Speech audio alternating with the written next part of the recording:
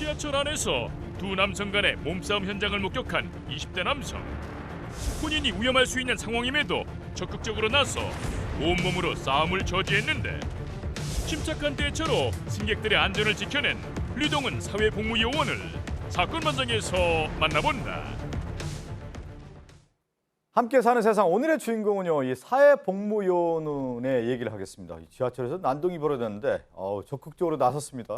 네, 지하철 안에서 지난 19일에 벌어진 일인데요. 삼동역에서 경기 광주역으로 가고 있던 전동차 안에서 50대로 추정되는 두 남성이 싸웁니다. 난투극이라는 표현이 될 정도로 굉장히 과격한 싸움을 벌였고요. 술에도 좀 취해 있었고 그림이 좀 빨갛게 되어 있네요. 그러다 보니까 이제 주변 사람들을 위협하기도 하고 상당히 아찔한 상황이었습니다. 이때 사실 이렇게 좁은 공간 안에서 저런 난투극이 벌어지면 대개는 슬슬 피하거나 멀리 가서 신고를 하거나 이러는데 적극적으로 여기에 뛰어들어서 이들의 몸싸움을 말리면서 승객들의 안전을 지켜준 류동은 사회복무요원의 이야기입니다. 일단 류동은 씨가 지난 6월 판교역에 배치가 돼서 하고 있던 일이 뭐냐면 시각장애인이나 노약자 이런 교통약자들을 도와주는 활동, 그리고 평일에 이제 자전거 이용하는 것을 뭐 이용할 수 있다, 이용할 수 없다 이런 안내를 하고 있는 일을 하고 있는 분이었었는데 이런 지하철 안에서 심부름 때문에 이동하던 과정에 이런 일을 목격을 하고 적극적으로 나서서 막았습니다. 지금 뭐 저희가 화면에 이제 그림으로 좀 표현을 했지만 저렇게 지하철역에서 난투 벌이고 누군가 싸우면 개입하기 참 어려운 그럼요. 문제인데 자 이렇게 류동은 사회복무요원에게 달리는 지하철 내에서 두 남성 간의 몸싸움이 벌어졌을 당시의 상황을 직접 들어봤습니다. 경기 광주역으로 가는 도중에 이제 취객분이 앉으셨는데 같은 칸에서 승객분이랑 시비가 붙으셔가지고 원래 그냥 일반 여성분이랑 노인분한테 먼저 욕을 했어요. 그래가지고 그거를 옆에 있던 한 분이 왜 그런 말을 하냐고 그래가지고 그 두 분이 이렇게 싸우시게 된 거거든요. 보통 그냥 말만 하는 경우가 많은데 좀 싸움을 심하게 하셔가지고 제가 말릴 수밖에 없는 상황이었다고 생각해요. 말릴 수밖에 없는 상황이라고 하지만 직접 말린다는 건 참 어려운 일이죠. 사회복무요원, 이제 군 대신해서 대체복무라 그러죠. 예. 대체복무에서 사회에서 근무를 하는 상황인데 아마 본인 근무는 아니지만 본인이 근무할 때 그 느낌을 가진 것 같아요. 잘못하다가 큰 어떤 몸싸움이나 이런 게 될 수 있기 때문에 또 이 상대가 이 취객이 이 몸집이 크다 보니까 승객들보다는 자신이 막는 게 낫다라고 생각이 들고 그래서 바로 가서 이것을 제지를 했고 아마 사회복무요원으로서 그 의무 때문에 좀 했지 않을까 생각도 듭니다.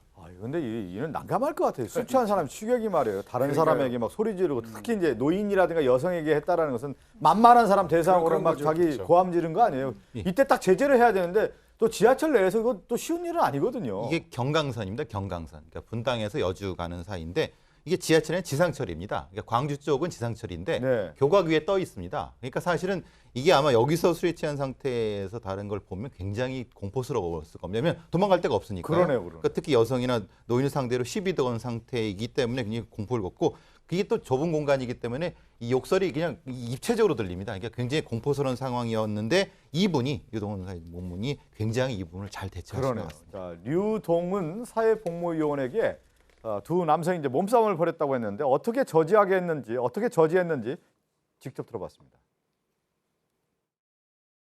술 취하신 분이 홧김에 바로 주먹을 날리셔가지고 서로 흥분하셔가지고 가격을 계속 하시더라고요. 약간 좀 위협적이라고 해야 될까? 그래가지고 먼저 막았고 고객님 진정하세요. 저랑 커피 마시면서 진정하러 가자고 고객님 참으세요. 계속 반복했던 것 같아요. 이렇게 좀 진정을 시켜 놓으면은 자꾸 달려들으셔가지고 그게 좀 많이 난감했는데 진정시키려고 하면 달려들려고 하시고 애먹었습니다. 다행히 인터폰으로 신고를 해주셔가지고 기관사님이 제때 알아차리셔가지고 열차 세우고 경찰한테 빨리 인계도 된 것 같고 대응이 좀 빨랐던 것 같습니다.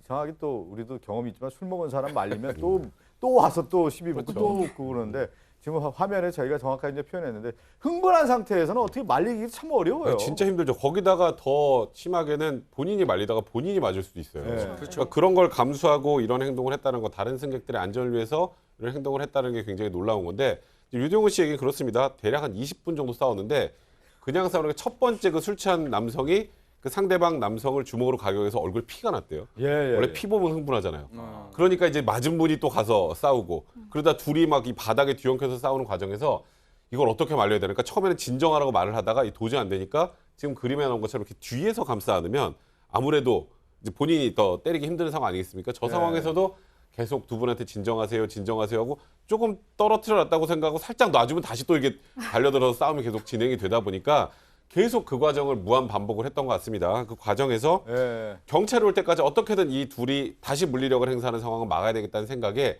지금 말씀드렸던 것처럼 흥분한 예. 이 두 분을 이 말리는 과정도 참 힘들었을 텐데 끝까지 진정을 시켜가면서 말렸다고 하네요. 근데 우리가 류동훈 씨에게 이제 저렇게 말렸다고 하는 게 감사의 말을 전해드려야 되는데 오히려 류동훈 씨는 승객하고 예, 당시에 예. 기관사에게 감사의 마음을 전한다는 얘기를 했다고 그래요. 왜 그렇습니까? 일단은 본인이 그렇게 말리고 있을 때 어떤 승객분이 비상 인터폰으로 이제 그 기관사한테 얘기를 해줬다. 예, 예. 그리고 그 전화를 그 인터폰을 받은 기관사가 바로 이제 그 경기도 광주역에 세워줬고 그 뭐 지하철이 좀 그것 때문에 늦어지기는 했지만 어찌됐건 그것 때문에 이 대처가 잘 됐고 또 이제 이 광주역에 서자마자 이제 그 사람들하고 전부 내렸을 거 아니에요? 예, 예. 내렸을 때 또 다른 그 시민 그 승객 두 분이 와가지고 자초지종을 목격자 진술을 또 잘해줬다는 거예요. 예, 예. 이런 분들한테 전부 고맙고 감사하다 이렇게 얘기하고 있습니다. 아, 당시 상황은 그냥 우리가 생각만 해도 정말 예. 답답한 상황이 난투 저렇게 벌어져서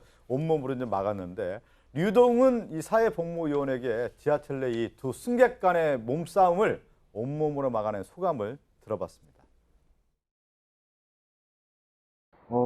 그때 생각하면 좀 무서웠는데 주변 사람을 좀 신경 안 쓰시고 막 싸움을 하시더라고요. 다른 사람들한테도 약간 피해가 갈 것 같아가지고 약간 공공장소기도 하고 사회복무요원으로서 그냥 막자 이런 생각밖에 안 들었던 것 같아요.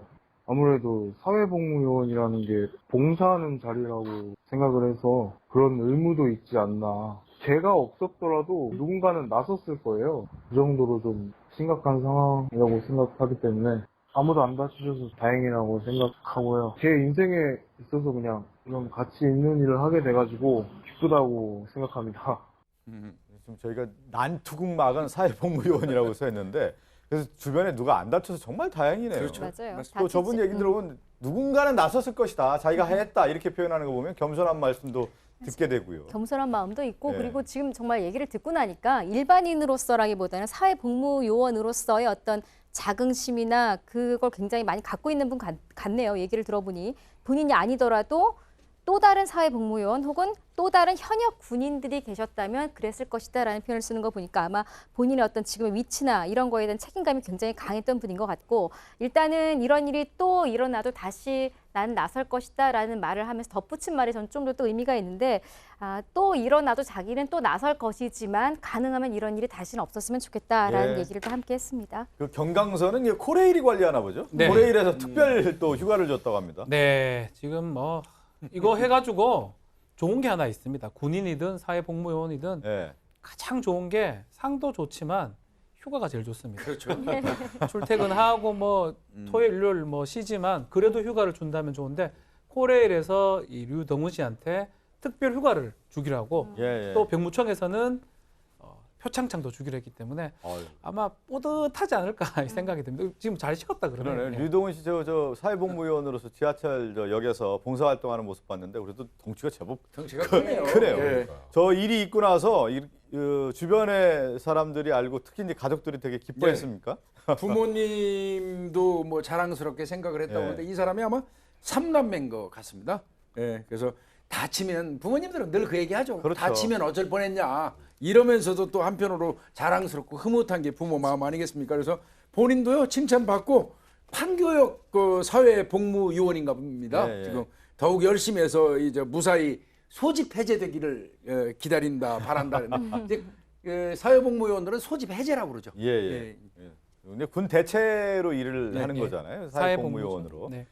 지금 판교에서 일한다고 하니까 저희 집 근처거든요. 아 그래요? 가서 박준호 집 한번 근처에. 제가 소주 음료수라도 한잔 사주세요. 소주는 뭐 모르겠고 음료수라도 한번 제가 예. 판교역 자주 가니까 예. 뭐 한번 오늘 해야 될 것 같습니다. 사건 반영에서 이 판교역에서 일을 하고 있는 사회복무요원으로 일하고 있는 류동훈 씨 소개를 했는데 요즘 지하철에서 저렇게 난투극거려가지고 말리는 거 쉽지 않은데 온몸으로 막았던 류동훈 씨를 소개했습니다. 오늘 이 사건을 끝으로 인사를 나누겠습니다.